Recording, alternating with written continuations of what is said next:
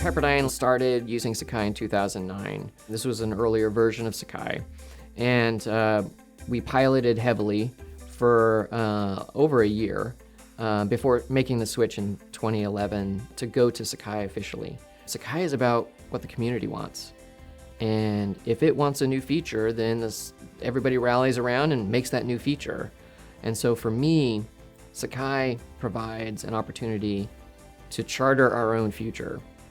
I just want to emphasize what I like about it is that it puts everything in the students' hands. They never have to wonder where they stand as far as their grade goes. They never have to say, I didn't get a handout, or I don't know the answer to a question. I put everything online that they can access through their phone or through their laptop. It's available at all times.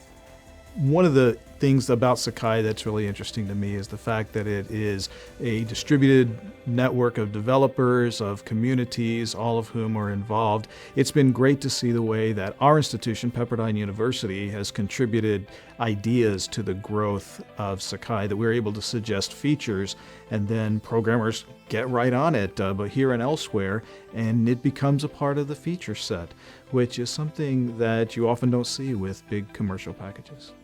One of the advantages of Sakai is how directly faculty can customize the tools to best suit their particular classes and their particular teaching approach.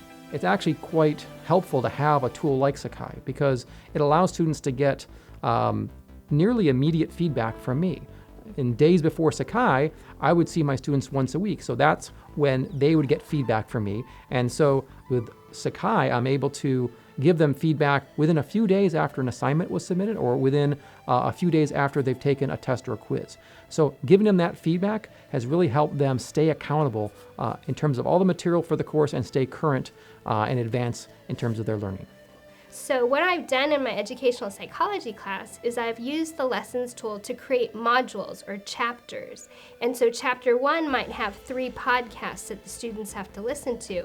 And I just use those podcasts within the lessons tool, and then I also add a discussion post at the end. So now it's all encapsulated in one module. So chapter 1, instead of reading a traditional textbook, are 3 podcasts and a forum. Within Sakai, I can leverage technology to all be in one hub, so at one click, my students can open the gateway to learning through the lessons tool. So one of the ways that I try to keep students accountable for the work that they do within Sakai is through the rubrics tool, I guess would be the way to say it. Not only is it something that our accreditors wish us to do with our courses, it also provides a really clear sort of template for what I am hoping that my students will be able to deliver to demonstrate their mastery within the course. When I taught a hybrid course here at Pepperdine, we structured all of the asynchronous activities using the lessons tool, and I think that provided an opportunity for the instructors actually to provide feedback to students over the course of the week before they came to their weekly class meeting. So students had the opportunity to further digest the material, and then they come to class for their weekly class meeting, and you just have a more enhanced experience, I think, in the classroom because you've given your students some feedback already. I just have to say that I am a big Sakai fan. I've been an early adopter of Sakai. I really believe that learning management systems can improve our workflow and the classroom experience for students.